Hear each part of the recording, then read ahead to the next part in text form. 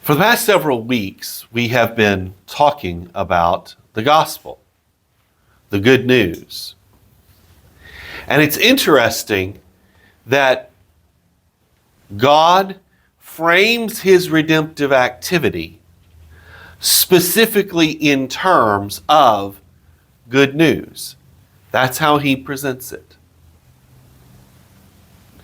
Now, we said that the need for good news is both particular and universal. We all need it, and we all need it for very specific reasons. Many of those to whom this message came realized their need, and they anticipated the arrival of this good news. Moreover, as we have seen more recently, some even prepared for the coming of that good news. But given the need for our good news, for God's good news, I should say, and given the urgency of our expectation of good news, it might surprise us to learn that sometimes the good news is offensive. That sometimes the good news is an occasion for controversy or even for violence. How could this be? That's what we want to examine this morning. That's what we really want to focus our attention on as we think about this text. And there are really three answers that we can draw from this text about why, how, when the gospel is offensive. Now, the first does not actually come from Luke's version of this story. This story is told in Mark's gospel, in Mark chapter 6, and in Matthew chapter 13, towards the very end of the chapter. And Mark and Matthew have a different interpretation of what happened at Nazareth. For Mark and Matthew, the problem is that the good news is delivered by the wrong kind of person. Now, in order for us to understand how Mark and Matthew are perceiving what's happening here, we need to do a little bit of comparison contrast, okay? In our culture, we are inculcated from almost the very beginning of our life to find our own path, to shape our own identity. Identity formation is an individualistic thing. Now, as Brad Edwards points out in his The Reason for Church, that's a pretty big problem. For one thing, we are not up to the task of shaping our own identity. We're just not.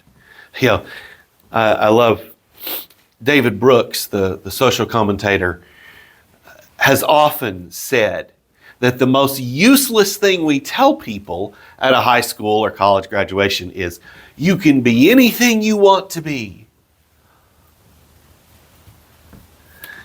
Folks, it doesn't matter how hard I work, how much I study, how much practice I get. I can't be a forklift driver. I can see that. Yes. Yeah. And the truth is, there's a lot of limits on what people can and cannot be. And by the way, just as an aside, that's not how identity formation works anyway. You don't sort of create yourself out of whole cloth. You have a role, but what you're doing is you're piecing together all the different pieces that you've been given from your culture and your parents and other influences in your life. But it's not just that we're not up to the task of identity formation. It is that a radically individualistic way of thinking about identity formation actually distracts us from what we're really supposed to be doing. It is counterproductive. Why? Well, because of the very shape of the gospel. David Brooks puts it this way.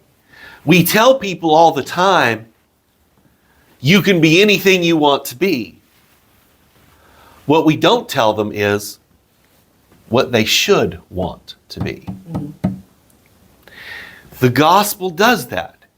And a big part of what the gospel is saying is, right? We studied this when we were talking about Matthew. Take up your cross, deny yourself, and follow me. Right? It's nothing so grandiose as make yourself great, right? It's make yourself small.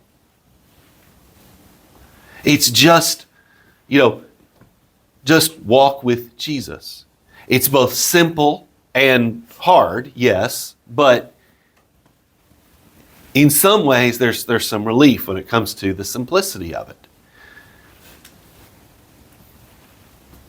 We have saddled people with a burden they cannot bear, and in the process misled them in terms of where true life is to be found.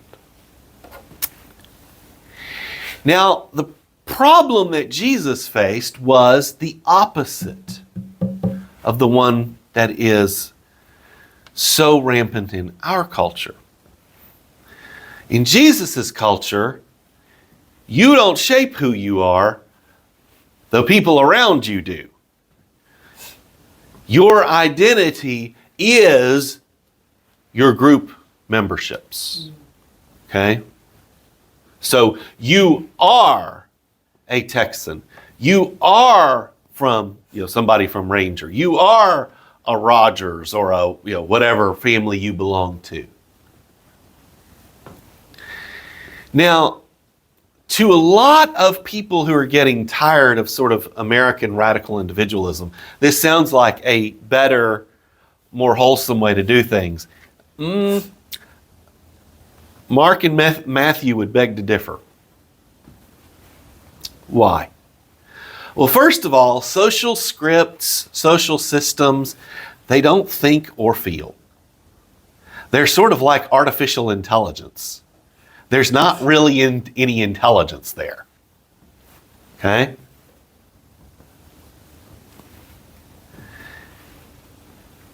And that's going to be really important given what we say in a moment. But these social scripts and such, they give the illusion of personhood, but they aren't persons. And that's going to be really important. Another problem is that institutions tend to promote their own interests at the expense of the individuals who populate them. We see this, I guess I should back up and say it this way. The easiest way to illustrate this is with arranged marriage. So let's just be really clear about this. People did not arrange marriages for the sake of the couple's happiness. They arranged marriages for the sake of the larger kin group. to enhance the kin group's honor, or at least to keep it from losing honor. Okay? That is just as heavy a burden to bear as trying to create your own identity. You have to bear the burden of all the honor and shame that's associated with your family. That's tough.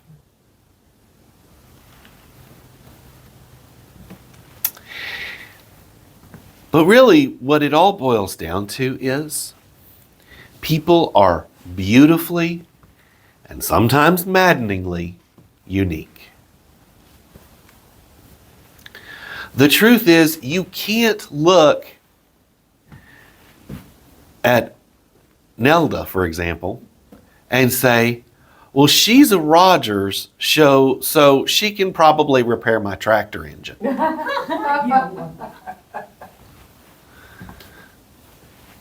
And of course, I'm being a little bit facetious, but that's how this works. So think about what Jesus is facing. Jesus walks into this synagogue. He speaks to them. They know that he's a teacher. They know that he's a rabbi. But in their own minds, what they see is this little boy running around Joseph's carpenter shop. And they can't get that out of their heads. And what they're saying to Jesus is, and remember, this is Matthew and Mark's version. What they're saying to Jesus is, you're presenting yourself as this, but we all know who you really are. You're this. And for you to step outside your role, no, we don't allow that. So even though the gospel writers, particularly Matthew, Luke, and John, labor very hard to demonstrate that Jesus has the bona fides to do this, that Jesus has the street cred to say what he is saying, they still don't believe it. They do not believe. And there are little hints. They're small, but little hints, particularly in John's gospel, that they should have. They should have known that he is who he says he is. So they don't want to hear it because Jesus is the wrong kind of person delivering this news. But now let's turn to Luke's story. Because Luke's story is longer than what you see in Mark and Matthew. And Luke has a little bit of a different take. So let's start by just kind of walking our way through the logic of Jesus' presentation. Okay? So what does Jesus do? He walks into the synagogue like he normally does. Being a visiting rabbi, they offer him the opportunity to read from the scriptures and then to offer some thoughts. So Jesus first sort of establishes the grounds for their conversation. And he delineates 4 domains of divine concern. Okay? God is concerned for the economically oppressed, the medically oppressed, the militarily oppressed, and the politically oppressed. Okay?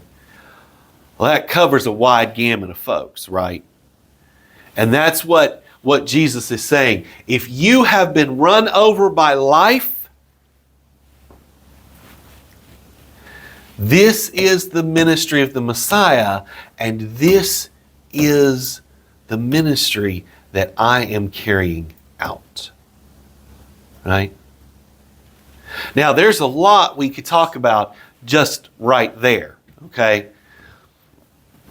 Just in the way Jesus shapes his own ministry we can see that there is an indissoluble connection between Great Commission, Great Commandment, between love for God and love for neighbor, between evangelism and,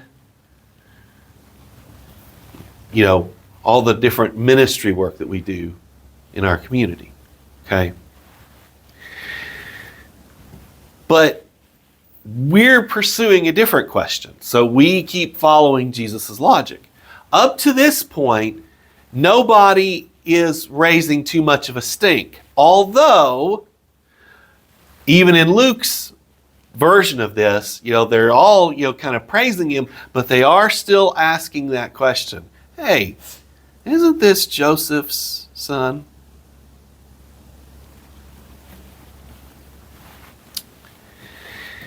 Well, then what happens?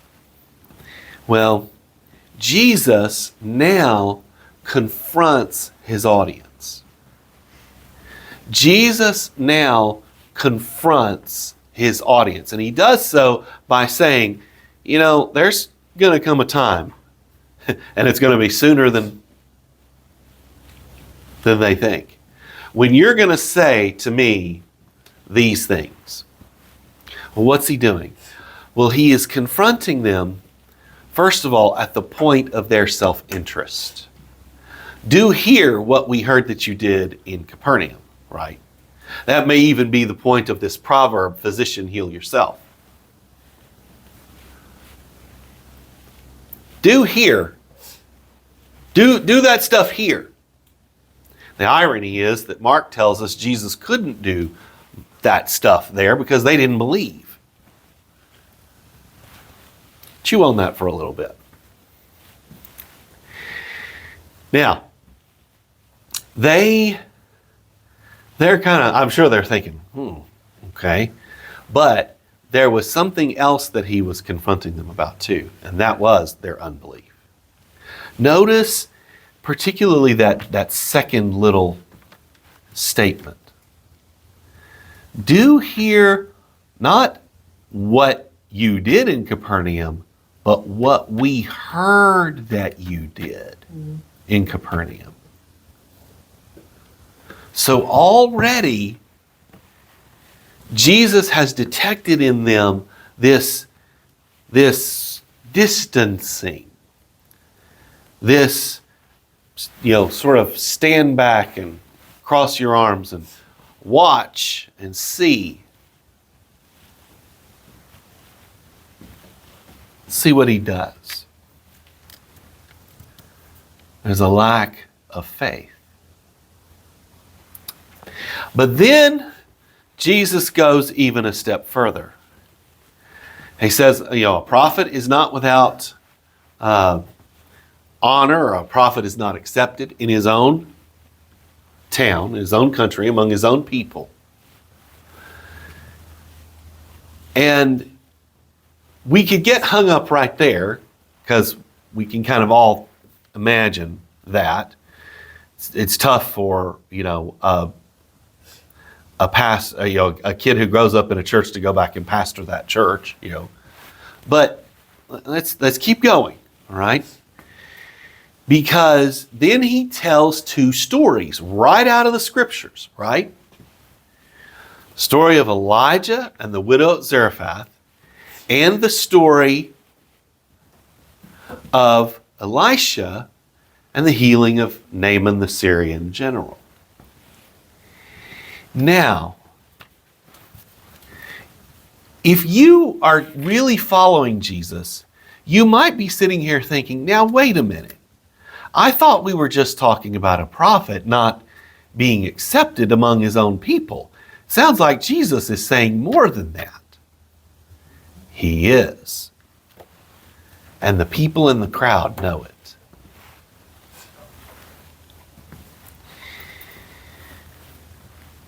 So what is Jesus saying? What's his message? Well, there may be a kind of judgment by analogy here. The people in Israel during the time of Elijah were under judgment for their idolatry. Maybe Jesus is kind of making that kind of connection. But it's rather clear what his main point is. His main point is you cannot restrain, restrict, the grace of God, the mercy of God. You cannot tame God. You cannot domesticate God. And you see there at the end how the people reacted. The gospel in this case is rejected because it does not benefit the right people.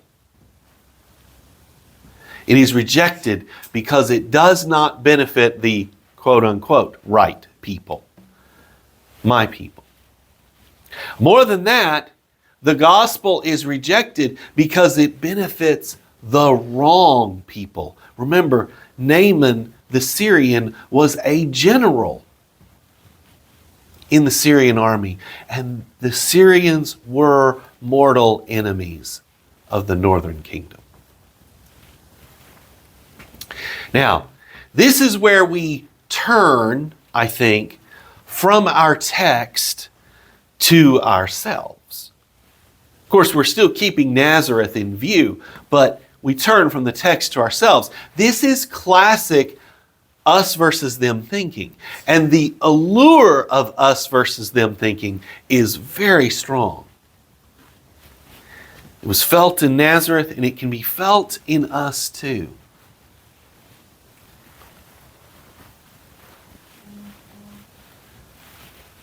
It's startling how powerful that pull can be, and how much that pull can blind us.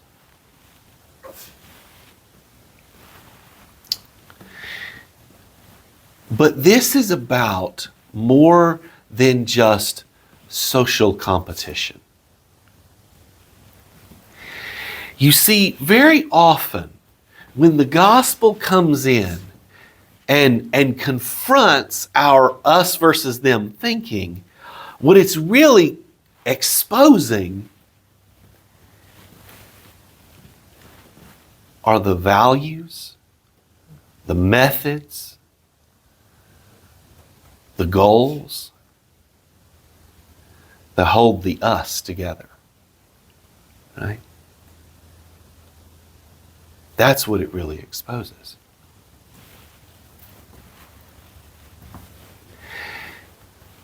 And here's the thing about God's grace.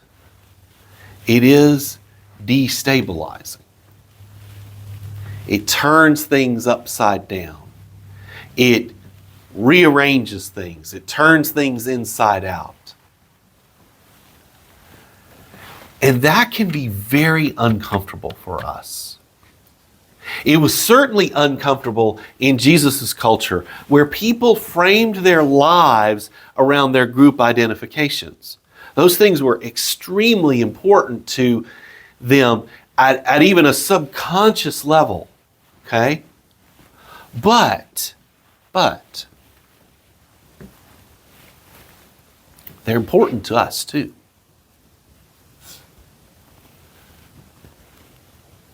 Just this week, I've heard a conversation about how things were in Southern churches during the Civil Rights era. And one particular pastor, he was a white pastor. He said, and he pastored in Jackson, Mississippi. He said, you know what? I could preach on 2 Corinthians 5.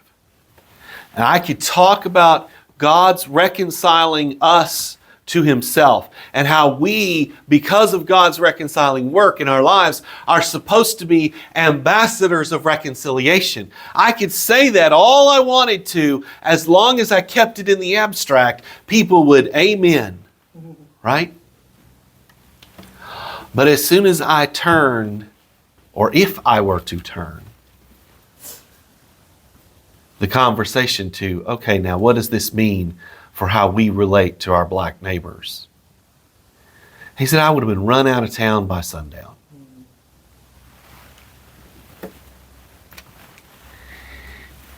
It's not just the Jim Crow South. It's not just Nazareth in the run-up to the Jewish revolt in AD 66.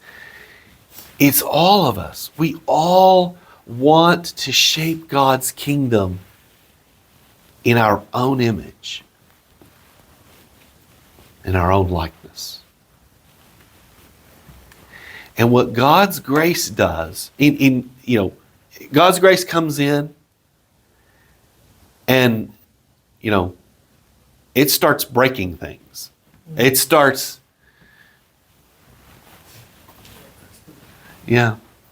exposing things. And sometimes we have a hard time dealing with that. Now in closing, we can definitely understand the discomfort that our neighbors will feel when we talk with them about the gospel, because we felt it in our own lives. Now, sometimes that discomfort, it's more like the story Mark and Matthew tell. We want to see the gospel work before we put our trust in it. And of course, that's not how any of this works. The kingdom, you see it once you believe it. But it doesn't matter. Sometimes we're just like, I don't care. I want to see first, then I'll believe. Isn't that a theme throughout the Gospels? People are saying, well, show us a sign. Never mind that Jesus had just done a whole string of miracles. They're like, show us a sign. Do something to prove it to us. Right? We can be the same way. Believe me, I've been there. There have been times I've been like, Lord, I'm sorry. I want to see your goodness in the land of the living. Right? Sometimes, by contrast, we get upset with God because we feel like His good news isn't benefiting the right people. It's benefiting the wrong people. We feel like we're the ones who are being asked to sacrifice everything. And other people are getting away scot-free. We'll talk about that a little more next week. So we can understand why our neighbors would be unnerved by the gospel. But we continue to proclaim it. Why? Because we know that we and they need it. We actually need God to come in and take a wrecking ball to those mental structures that shape our life. Because guess what? They also enslave us. Our values, our loyalties, they enslave us.